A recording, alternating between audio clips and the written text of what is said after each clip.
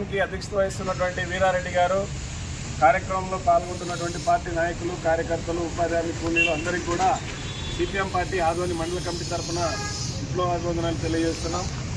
ఈరోజు దేశంలో దాదాపు 15 కోట్ల మందికి పైగా ఉపయోగపడేటువంటి జాతీయ గ్రామీణ ఉపాధి హామీ చట్టాన్ని కేంద్రంలో బీజేపీ ప్రభుత్వం గత జనవరి నెలలో రద్దు చేయడం జరిగింది.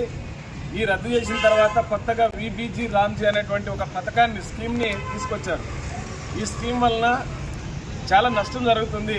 ఈరోజు పేరు మార్చారు, మహాత్మా గాంధీ పేరును మార్చేసి ఈరోజు మహాత్మా గాంధీని చంపినటువంటి నాథూరామ్ అనేటువంటి గాడ్సే అనేటువంటి ఆయన పేరు వచ్చేలాగా ఈరోజు దాన్ని సెట్ చేయడం జరిగింది.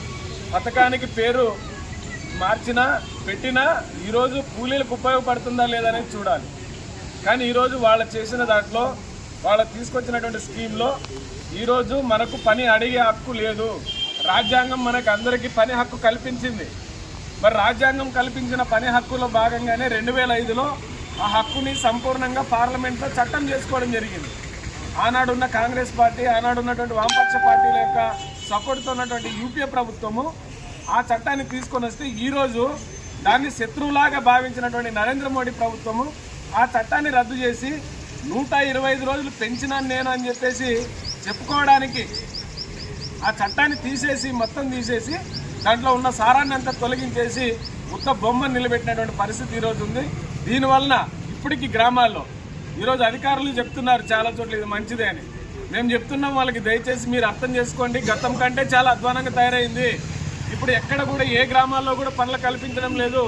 అన్ని చోట్ల పనులు బంద్ చేసేసారు.